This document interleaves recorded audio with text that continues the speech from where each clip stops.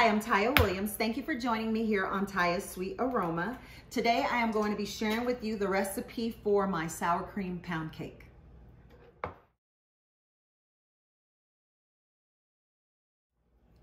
One of the things I really like about this cake recipe, aside from the fact that it's delicious, is that it is one of those cakes that is just very, very easy to put together. Before I even got started cooking, baking was my passion. I loved getting in the kitchen and baking, and my mom was so good about that.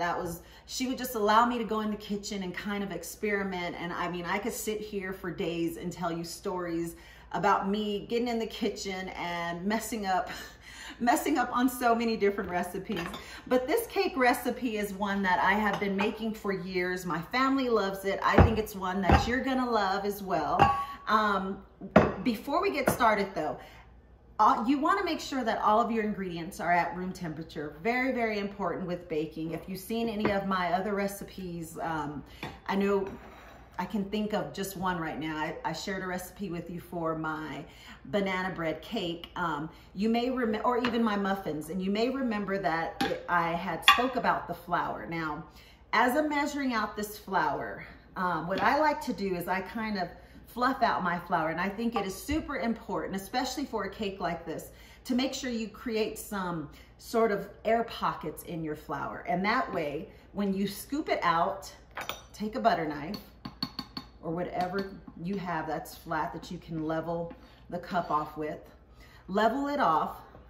And that is the way you want to scoop your flour for this cake, for most things that you're baking. And that way the flour doesn't get compacted in, and it can really, you'll be surprised, it really does make a difference in the way that your cakes or any desserts that you're making come out if your flour is compacted into the cup. So I'm gonna finish measuring out this flour, get all the other ingredients ready, and then we'll go over the ingredients. The ingredients you're gonna need for this cake is some salt, some granulated sugar, pure vanilla extract, some eggs, some sour cream, unsalted butter, as well as some all-purpose flour. Before you get started, you wanna preheat your oven to 325 degrees. What I'm doing now is I've taken some butter and I am buttering my Bundt pan. I'm now gonna take some flour and work it into the bowl, getting it to stick to all the butter. And any excess flour, I'm gonna go ahead and throw it off into the trash.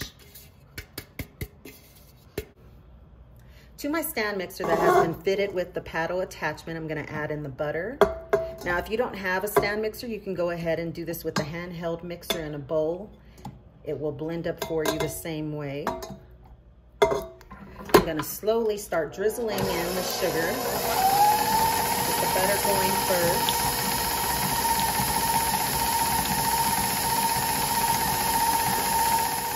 Now that all the sugar is in, I'm gonna also get in my salt. I'm gonna allow this to keep going until the butter and the sugar mixture gets nice and creamed together. The butter and sugar has been creaming together for about 5 minutes. Now, when you first start this out, because there is more butter to sugar to begin with, it will seem kind of thick. What you want to do is halfway through the 5 minutes, go ahead and scrape down your bowl, and then keep it going again at a medium-high speed to get it all nicely creamed together as I have here. So what we're going to do now is we're going to begin adding in the eggs. One at a time, allowing each one to fully incorporate. Oops, well, there was two. You want to do one at a time and allow each one to get incorporated before you add in the next one.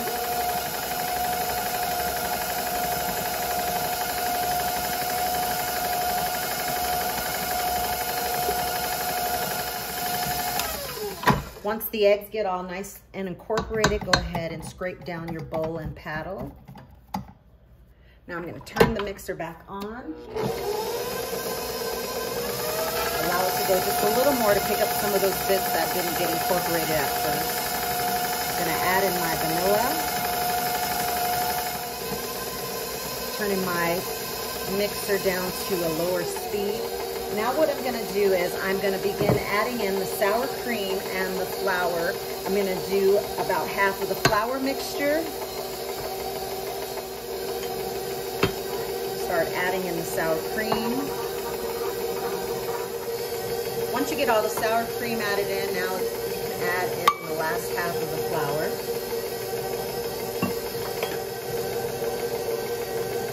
Now right about there, I like to stop it. You can see that there is still some flour hanging out in the bowl. I'm gonna go ahead and mix the rest of this in with my spatula. Now I'm just scraping down the bowl, making sure everything is well combined before we pour it over into the pan. I don't see any more flour hanging out in the bowl, so I'm gonna go ahead and get this poured into the pan.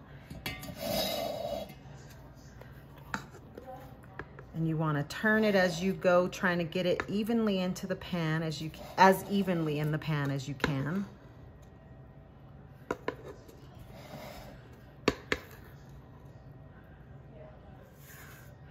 This is the last bit of the batter. So once you get all the batter into the pan, you wanna just take your spatula and smooth the top out.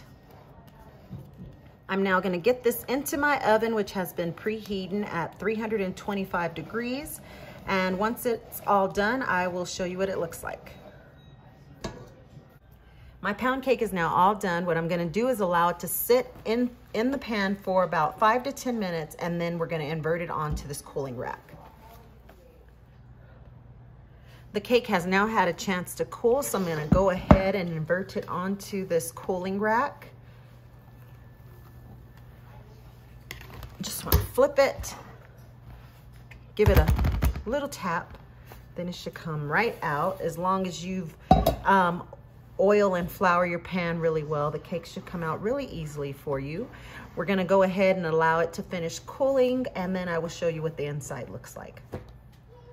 Something else I want to point out really quick is I like to take 2 bowls, because if you have your cake just sitting on the counter like this, it starts to build up condensation underneath the cake.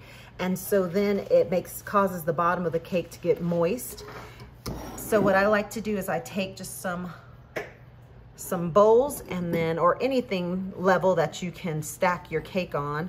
And this way it allows the cake to have air circulating all around to cool it a lot quicker without worrying about the bottom getting moist.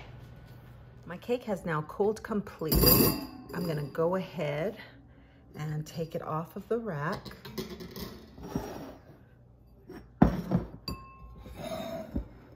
And get it onto the cake stand.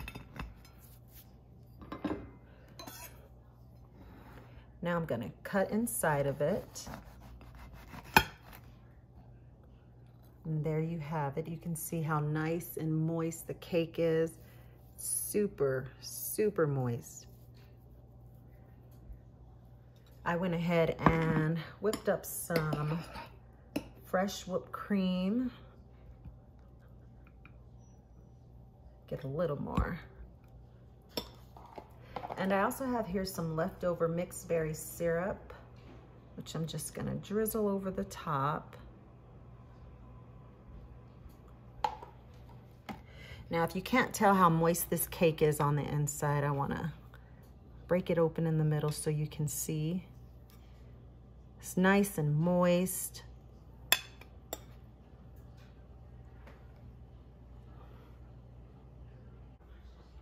Okay, the wait is finally over. Just scooping up some more of this cake. One thing I did want to point out though is that I live in the Mile High City, so my pound cake took about an hour and 10. I stopped it somewhere between an hour and 10, hour and 15. Yours, if you're at a lower altitude, then it may bake up about 5 to 10 minutes sooner than mine. So if it looks done on the top, as soon as the top gets nice and golden, go ahead and stick a toothpick in the center of the cake. And if it comes out clean, then you'll know it's done. I'm gonna go ahead and give this a try.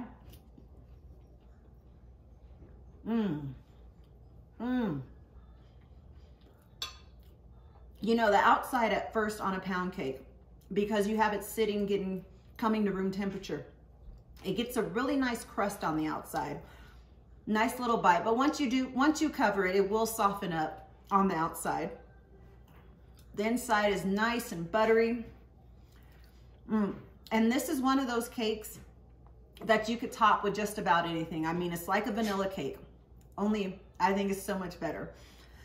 You can top it with strawberries, apples with caramel sauce, ice cream, chocolate. I mean, you could top it with pretty much any toppings that you want. Fresh fruit, I even do it with fresh fruit at times. It's so good, so moist, buttery. This is a dangerous cake to have sitting on the counter. I mean, you can eat it with breakfast, eat it for breakfast with a cup of coffee or something. It's very good. Anyhow, I thank you for spending time with me here today. I hope you give this recipe a try. Don't forget to like and subscribe below, and I'll see you again next time. Bye.